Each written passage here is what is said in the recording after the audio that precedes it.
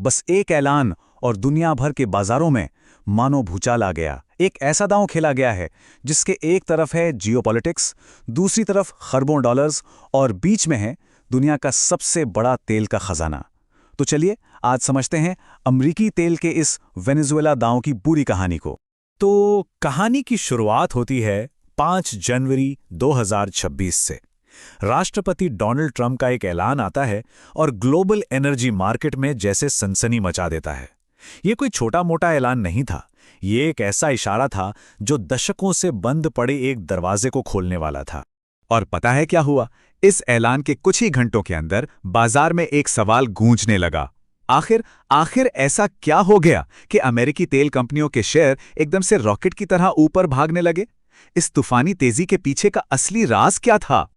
अब देखिए, जब बाजार खुले तो सारी सुर्खियां तो टेक कंपनियों के नाम थी, लेकिन असली कहानी इन हेडलाइंस के पीछे कहीं और एनर्जी सेक्टर में लिखी जा रही थी।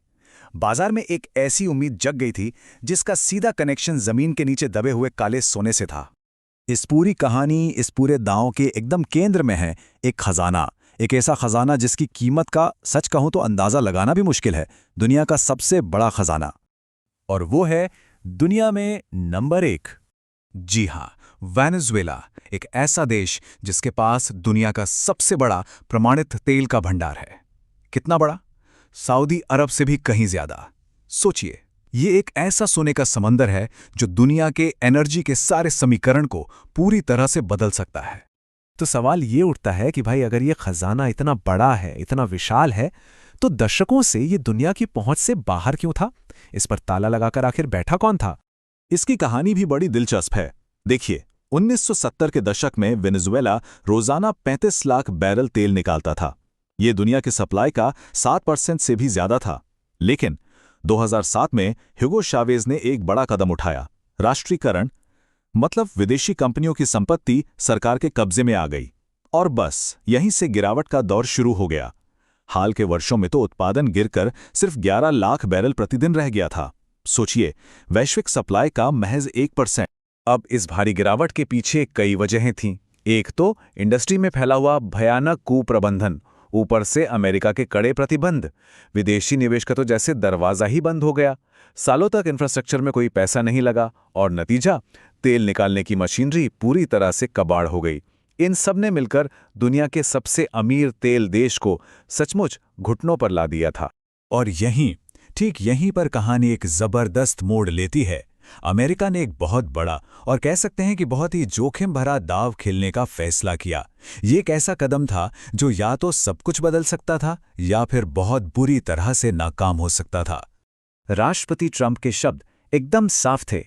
हम अपनी बहुत बहुत बड़ी अमेरिकी तेल कंपनियों को वहां भेजेंगे।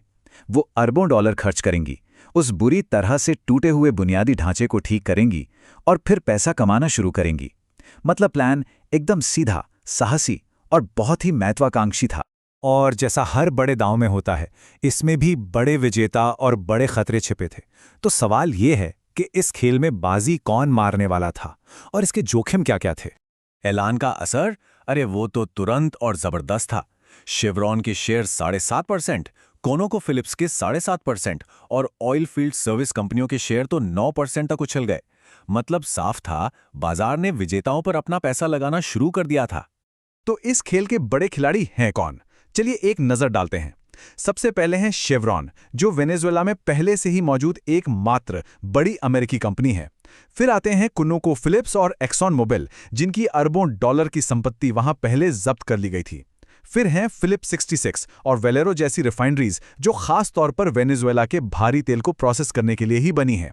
और हाँ, बेकर ह्यूजेस और हैलिबर्टन जैसी सर्विस फर्म भी हैं, जिनके बिना उस बर्बाद इंफ्रास्ट्रक्चर को दोबारा खड़ा करना नामुमकिन। लेकिन इस सारे उत्साह के बीच मार्केट एनालिस्ट ने एक चेतावनी भी दी। उनका साफ कहना था, वहां की राजनीतिक अनिश्चितता, बर्बाद हो चुके बुनियादी ढांचे और सालों के कम निवेश को देखते हुए किसी भी बड़े सुधार में बहुत लंबा समय लगने की पूरी संभावना है। मतलब साफ है, ये दांव जितना बड़ा था उतना ही जोखिम भरा भी था। तो आखिर में इस पूरी कहानी का मतलब क्या निकलता है? इस एक कदम के दुनिया के लिए क्या मायने हैं? और ये कदम अपने पीछे एक बहुत बड़ा सवाल छोड़ जाता है। क्या ये अमेरिकी दांव दुनिया के एनर्जी मैप को हमेशा के लिए बदल देगा? तेल की कीमतों को नीचे लाएगा और ओपेक जैसे ताकतवर गुटों का दबदबा खत्म कर देगा? या फिर ये अरबों डॉलर का जुआ एक ऐसी राजनीतिक और ऑपरेशनल खाई में गिरेगा जिससे निकलना शायद नामुमकिन हो? इसका जवाब